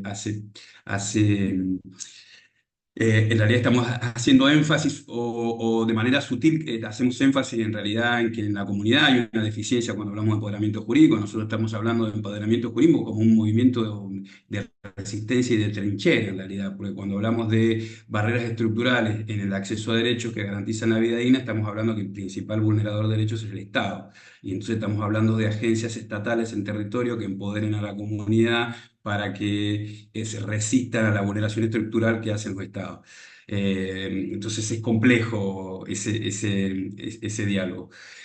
Sí, lo que creo, me parece, concretamente, como para ir cerrando, me parece que si tenemos la posibilidad de condicionar en la construcción de políticas públicas, de dispositivos, también asistencia legal no me gusta, pero de dispositivos de abogacía comunitaria a través de agencias del Estado, me parece que lo que tenemos que hacer el esfuerzo, quienes somos operadores judiciales o en algún punto estamos vinculados a la estatalidad, es que estas intervenciones tengan la posibilidad de ser serias, de ser responsables, de ser consistentes, de no ser respuestas demagógicas o que no sean respuestas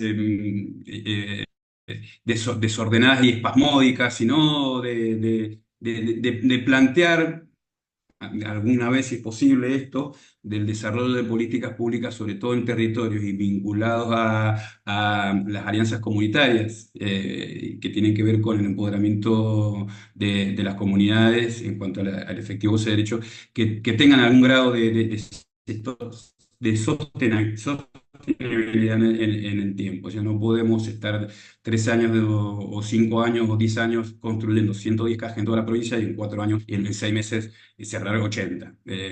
No, esto no es posible.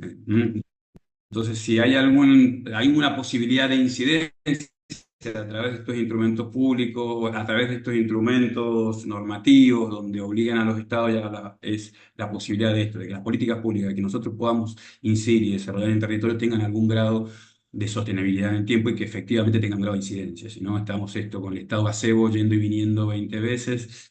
Y lo que nos pasa muchas veces en los barrios es que cuando uno pregunta cuál es el vínculo que tiene con el Estado, en la mayoría de los barrios populares o en la mayoría de los sectores vulnerables no es el Estado garantizando derechos, sino en general es el Estado que los vulnera o el Estado policía o el Estado que viene a garantizar o a profundizar las vulneraciones estructurales. Así que eso, y gracias nuevamente por la invitación y la participación. Gracias, Pablo, muchas gracias. Nati, ¿tú estás? No, ¿no? No. No, Nati, perdón, pero Seguimos. me pidió que la Perfecto. excusara porque tenía otra actividad y bueno, no podía quedarse hasta el final. No hay problema, no hay problema. Vamos con Silvina, entonces. Sí, para no tomar mucho tiempo, un minutito, dos cuestiones. Una, un poco una reacción a lo que decía Catalina, que efectivamente, bueno, el beneficio de no ser abogada, que la envidio de nosotros que lo somos, efectivamente tenemos un conocimiento técnico, un cierto lenguaje, una cierta forma las formas de hacer las cosas. Pero yo creo que ese tecnicismo bien aplicado puede flexibilizarse, puede deformalizarse, puede adaptarse, puede adecuarse, o sea que no tiene que ser una cajita cuadradita que lamentablemente eh, muchas veces, digamos, los dispositivos o el acceso a la justicia desde, digamos, el campo jurídico toma esas formas, ¿no? Tan rígidas. Y por último decir que yo celebro esto de la construcción de redes, en el sentido de que creo que hay que articular, potenciarse, organizaciones barriales, parroquias, etcétera, etcétera. Pero creo que el Estado tiene una obligación y que nosotros desde la sociedad civil o desde diferentes lugares no podemos, digamos, tapar huecos, o sea, o al menos esto no debería ser, digamos, nuestro horizonte, el tapar huecos que deja el Estado.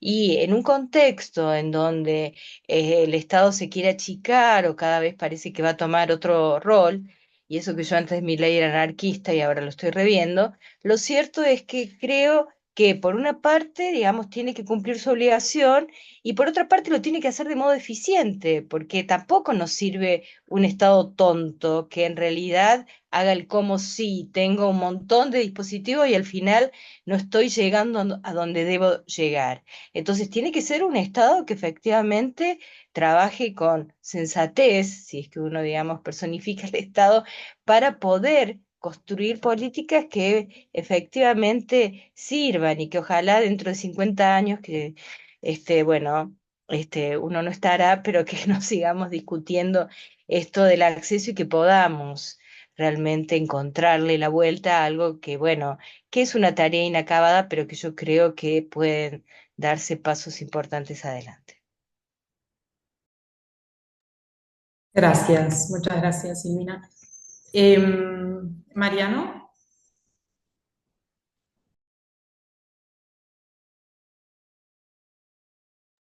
no te estamos escuchando ahí, Mariano, creo que te es el micrófono. A ver.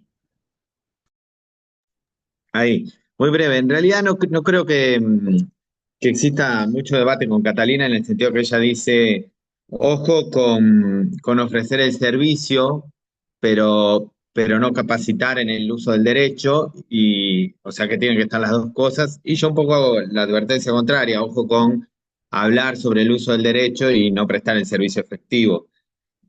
Con lo cual la fórmula un poco, estamos de acuerdo en la fórmula final. Yo como operador judicial lo que veo, lo que suelo ver es cómo en general el discurso jurídico, el espacio judicial termina cooptando y desplazando a todas las otras formas y espacios de resolución de los conflictos, o incluso a veces despolitizando, en los casos de litigio estructural, tratando de despolitizar, de fragmentar conflictos colectivos que tienen una dimensión política que transcurre por fuera de lo judicial, pero que incide en lo judicial, así como lo judicial incide en esa esfera política, y eso no creo que la función de nosotros sea desmovilizar eso. Y respecto del trabajo en red, lo cierto es que el Estado, como ente jurídico, nos sirve mucho para plantear estos convenios, que sí, digamos, por firmar un convenio o una declaración no vamos a arreglar el mundo, pero van fijando estándares que a lo largo permean también a los operadores judiciales, por lo menos a los de la defensa pública seguro. Y en ese sentido sirve, ¿no? Y hasta los defensores más conservadores te usan las reglas de Brasilia, cosa que hace 15 años para mí hubiera sido que utilicen un instrumento así, hubiera sido inimaginable antes de que se dicte. Pero a lo que iba a decir, el Estado en realidad es una serie heterogénea de agencias con funciones muy distintas, que jurídicamente las atamos bajo ese concepto para hacer demandas, estas demandas jurídicas, para constituirlas como un sujeto jurídico político.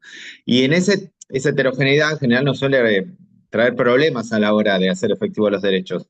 Pero lo que yo propongo acá es en eso que decía de las redes entre instituciones que trabajan a distintos niveles políticos e institucionales, es aprovecharnos de esa heterogeneidad para, en la articulación, en la coordinación, que una vez en marcha es bueno que se formalice a través de convenios, porque esos convenios son una especie de soft law, una especie de obligación moral para los que luego ponen en marcha esas instituciones. No el convenio por el convenio mismo, sino primero la práctica y luego la formalización en convenios, declaraciones y acuerdos, etcétera. Digo que esa heterogeneidad de esas agencias que conforman el Estado, a veces la podemos utilizar a favor cuando tenemos muchas agencias interviniendo sobre un territorio, que es una situación muy, muy distinta a la del NEA y supongo que a la del NOA, donde el problema es la falta de algunas de nuestras agencias. Por ejemplo, la Defensoría Federal. De la Defensoría Federal hasta algunos de sus defendidos debe haber problemas de accesibilidad tremendos y tampoco hay una política de acercamiento ni en algunas pocas sí, pero en la mayoría no las hay. Eso es un poco lo que quería decir, que así como empezó Silvina diciendo, bueno, tenemos algunos consensos, creo que lo hay. Desde el punto de vista de la realidad, creo que sí nos podemos apoyar o de proteger a estas instituciones estatales de estos cimbronazos políticos como el de este año. Creo que sí nos podemos apoyar en otras instituciones no necesariamente estatales, pero coincido plenamente que lo que hay que reforzar es la idea de que hay un deber estatal de cumplir con determinados parámetros de acceso a la justicia y de defensa de derechos. Y por eso a mí, en general, los instrumentos que así genera y estos encuentros que genera, me parecen no solo importantes, sino bastante efectivos luego en marcar una agenda de por dónde va la discusión de acceso a derechos. Y si uno hace un histórico de los documentos de ASIC, va viendo también cómo esa historización que Pablo marcó al principio, también se va viendo en los documentos que van generando algunas instituciones no estatales como ASIC. Y en esta discusión que estamos teniendo hoy, por ejemplo, en estos debates que estamos teniendo hoy también. Bueno, nada, eso no. Gracias, Mariano, muchas gracias. Estamos ahí llegando al tiempo cumplido, así que hacemos el cierre de Catalina y vamos cerrando el ciclo.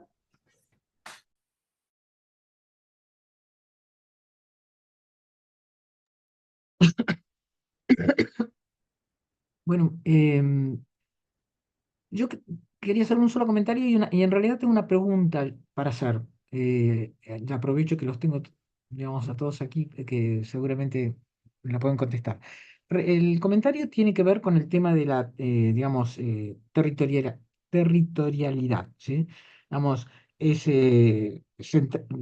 creo que efectivamente uno de los grandes consensos es el colocar y proveer este tipo de servicios en el territorio. Simultáneamente, en un país federal tan desigual como la Argentina, eso es un problema para la provisión del servicio. Entre otras cosas, por cómo se financian estos servicios en la Argentina, ¿sí? Digamos, dado que en el caso en particular, digamos, ¿sí? de cuando estamos hablando de justicias provinciales, eso depende estrictamente de decisiones locales. Bueno, el grado de desigualdad en la provisión digamos, de servicios de acceso entre las distintas regiones del país es brutal. Entonces, digamos, partiendo de la base de la importancia que tiene la localización territorial, simultáneamente uno debería pensar mecanismos para compensar esas desigualdades que se producen por la propia estructura, digamos, la forma federal de distribución de recursos que tenemos para financiar este tipo de servicios, ¿sí? Digamos, ese es mi punto, digamos, porque lo territorial aparece como una panacea, simultáneamente es una fuente de desigualdad brutal, porque los mecanismos de financiación de los servicios en el territorio son muy desiguales, muy dependientes de intereses locales. Y, lógicamente, digamos, como los intereses locales son muy diversos, eso produce muchísima desigualdad. Y la pregunta, digamos, no sé si nos va a dar tiempo para contestarla en el día de hoy, es la siguiente, digamos, que es la siguiente. Se cerraron los CAG, ¿no? ¿Qué pasó con los casos y qué pasó con la gente que usaba los CAG en relación a el cierre de los CAG? Digamos, ¿hubo algún tipo de reacción? ¿A dónde fueron estos casos? Digamos, porque por un lado estamos hablando de la conexión entre, digamos, el servicio que se proveía y, digamos, las personas que usaban estos servicios, ¿sí? Y de pronto, digamos, aparece que de un plumazo se cierran 80, digamos, de estos centros. ¿Y qué reacciones se produjeron en el lugar? Alguien me puede decir, bueno, se produjeron reacciones, pero como están muy distribuidos en el territorio, muy separados, es muy difícil coordinar acciones.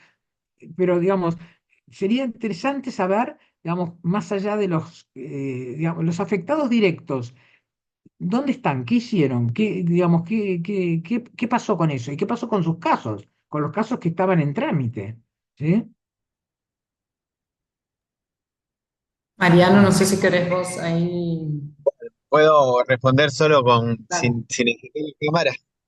Y tienen una foto invernal mía ahí para hacer de avatar. Eh, ¿se escucha? Sí, perfecto.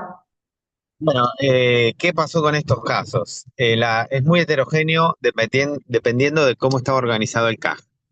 En algunos CAJ, los CAJ eran muy importantes y por el CAJ de 11 barra Hospital de Derechos tenía un montón de servicios estatales y se borró de un plumazo de un día para el otro y quedó mucha gente para arriba sin ningún tipo de servicio ni cobertura. En otros CAJ, por ejemplo, poner algunos que funcionaban en alguna parroquia, dependiendo de qué tan fuerte fuera la relación de esa parroquia con su comunidad, porque los CAG nacieron en los garages de las parroquias. Después empezaron a tener locales propios, pero la primera versión, digamos, de los CAG fue también en apoyo, digamos, en el despliegue de los curas villeros, que fueron los que trajeron la idea, además. Eso iba a decir, cuando la parroquia era más activa, más ligada a su comunidad, a veces, no una parroquia, puede ser un club que tenía referentes comunitarios fuertes, qué sé yo, lograron hacer que la mayoría de estos servicios de defensa pública, de atajo, de la procuración, eh, servicios varios de protección de derechos volvieran al lugar, porque la cuestión es que muchas de estas instituciones que no mantenemos un local estable en esos lugares, lo que sí necesitamos es tener una estrategia de llegada con algún actor local, algún referente que sea el que organice la llegada y de alguna manera garantice, coordine los servicios y también nos abra las puertas del barrio, por así decirlo, porque son barrios que para un operador jurídico o un operador judicial son territorios extranjeros, ¿no? No es el territorio usual que está acostumbrado a recorrer de las oficinas. Entonces necesitamos estrategias para llegar a los barrios. Esto Atajo lo resolvió de una manera, creando sus propias oficinas allá por el 2014 y teniendo una dotación permanente en cada oficina. Pero la mayoría de las instituciones lo que hicimos fue plegarnos al sistema de los CAJ. Y con un mismo operador, en una semana podíamos cubrir 5 CAJ o 5 centros de atención porque íbamos una vez por semana cada uno. Pero no era un servicio permanente como si era el que ofrecía Atajo. Entonces las situaciones fueron muy desiguales.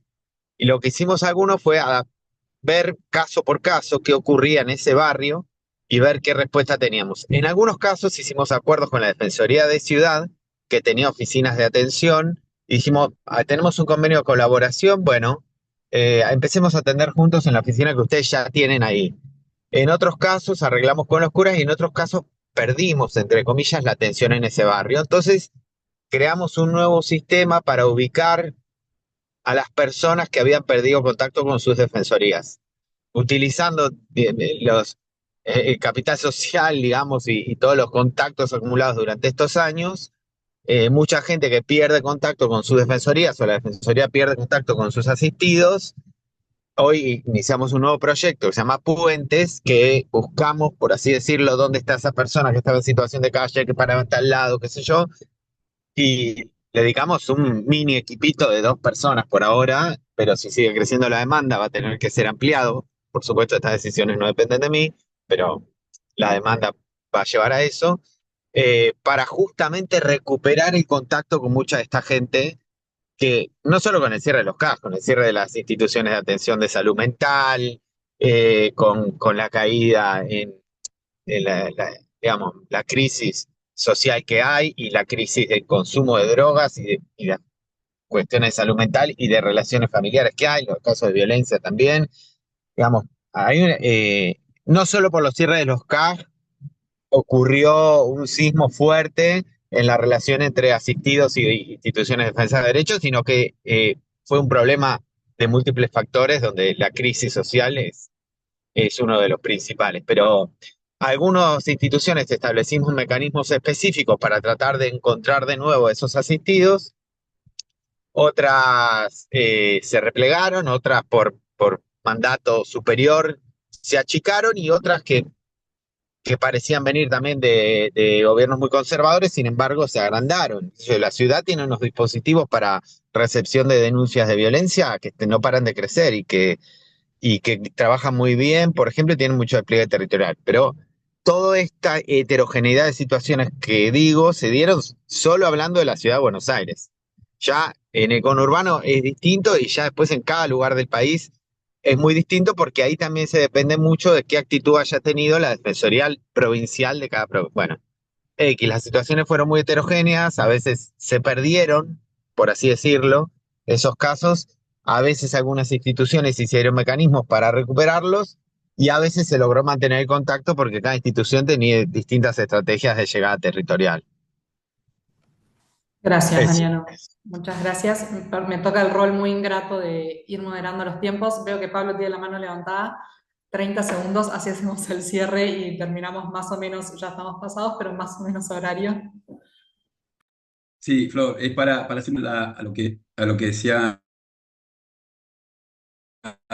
Mariano, que tiene que ver con lo heterogéneo que fue la rueda acá en Mendoza. De los tres CAS que habían, se cerraron dos y hay uno que es el que aún se mantiene con más de la mitad del personal que tenía originalmente que trabajaba, justamente por la existencia de la red preexistente con la organización comunitaria. El único CAS que está sobreviviendo hoy en Mendoza, no sé, recién estaba conectado Juan Dantea, que era el coordinador regional de Cuyo y que lo echaron. Es un CAS que está vinculado con una organización comunitaria que lleva más de 15 años en el barrio, que es una zona que acá se llama Triple Frontera porque está justo en la esquina. Físicamente se encuentran tres departamentos del Gran Mendoza, que es una zona popular y un barrio vulnerable, y ese CAS ha podido sostenerse en base a eso, pero esto también tiene que ver con el contexto de crisis social. Esto no solamente el CAS se ha replegado, se replegó los CDR, se replegó los dispositivos que tenía el Ministerio de la Mujer, se desplegó, replegó el INADI, se replegaron casi la mayoría de los dispositivos con menor o menor eficiencia que tenía el Estado desplegado en territorio, se replegaron. Entonces hoy y la respuesta de la comunidad nos pasa algo muy parecido a lo que nos pasó en pandemia. Hoy la necesidad sociojurídica insatisfecha es quizás la consulta, es una demanda, una necesidad que está en segundo orden cuando la principal o la prioritaria es la alimentaria. O nosotros estamos viendo hoy, por ejemplo, en los espacios, en los dispositivos de atención en los barrios, donde la gente viene a ver cuál es el recurso, qué contacto, qué mano le podemos dar para que los municipios le den bolsones de comida. No, ahí nosotros estamos viendo en barrios, por ejemplo, donde se ha replegado la entrega de alimentos en comedores, que esto, donde se ha triplicado la lista de espera para provisión de alimentos. Estamos viendo en algunos barrios, que esto no sé si se ha visto, se está viendo en Buenos Aires también, donde hay situaciones de seguridad compleja en los días y horas de reparto de comida. Hay barrios donde la seguridad la está garantizando el narco, la seguridad de entrega de alimentos en los comedores y en los merenderos o en los espacios comunitarios. Entonces, nada, el repliegue y la crisis, el repliegue de los dispositivos del Estado y la profundización de la crisis social va mucho más allá por ahí de que lo que antes era hace unos años con mayor estabilidad, o por lo menos no tan agravado, lo que eran las consultas sociojurídicas, ¿no? Eso solamente. Flor, si me dejas un minutito nada más, uno, para complementar. Yo seguí en contacto con los equipos del Corredor Norandino, aunque me desvinculé en el 2022 hacia estas provincias del norte, ¿no? Donde era, digamos, en localidades pequeñas, digamos, ámbitos rurales.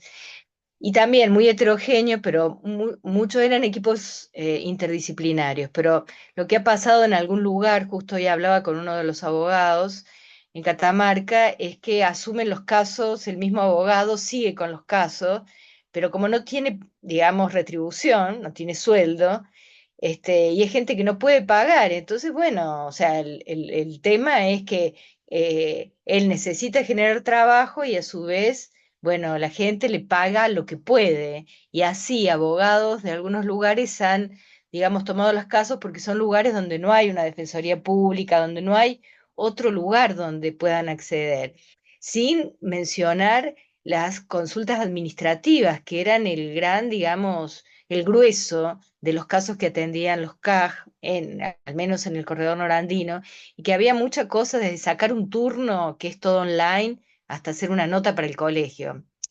Tonterías, pero que le cambian la calidad de vida a la gente en esto de que no era una cuestión que no podían realizar y que el abogado les daba esta contribución, ¿no? Como parte, digamos, de la tarea del centro. Entonces, la respuesta no es única y cada quien está tratando, digamos, de poder dar una mano en lo que se pueda en un contexto que, bueno, que, vuelvo a repetir, es muy desfavorable. Bueno, muchas gracias. Cerramos con desafíos y esto que tengamos tanta necesidad de seguir conversando y los aportes y las complejidades que también nos obliga a revisar el contexto. Creo que hace especialmente valioso estos encuentros, así que de nuevo muchísimas gracias a los y las panelistas por su tiempo, por sus miradas, por haberse preocupado para armar en función de todo lo que le pedimos con mucho tiempo y mucha insistencia. Así que muchísimas gracias. Gracias obviamente también a la Red Argentina Abogacía Comunitaria y a la Comunidad Latinoamericana de Empoderamiento Jurídico, que estamos construyendo estos ciclos y estos desafíos para ver cómo pasamos esta letra del convenio y estos diseños de políticas públicas a un poco, como decía Silvina, no hacer como sí, sino efectivamente hacer soluciones que impacten la vida de las personas y las comunidades con las que trabajamos. Hablamos de sensatez y eficiencia, ser serios, ser consistentes, generar políticas e instituciones que sean efectivamente disruptivas de los sistemas y que generen transformaciones de largo plazo y que se puedan sostener. Así que creo que estos espacios son imprescindibles para trabajar en esa dirección. Y los y las invitamos a el tercer ciclo de este encuentro, que va a estar enfocado en Poder Judicial el 14 de noviembre. Así que ya estarán recibiendo la invitación ahí. De nuevo, muchísimas gracias a todos y a todas por participar. Y ahí Guille les dejó en el chat todos los links a las distintas páginas y los distintos espacios donde quieran buscar más información, o dentro de la página de ASIF hay también casillas donde nos pueden escribir si necesitan alguna información adicional o cualquier otro comentario que nos quieran hacer llegar, y todo esto que conversamos hoy se consolida en una devolución a la CONJIB y a los espacios que están trabajando el convenio, así que también esto va a quedar consolidado en formato de sugerencias y recomendaciones. Así que muchísimas gracias y nos encontramos de vuelta el 14. Gracias.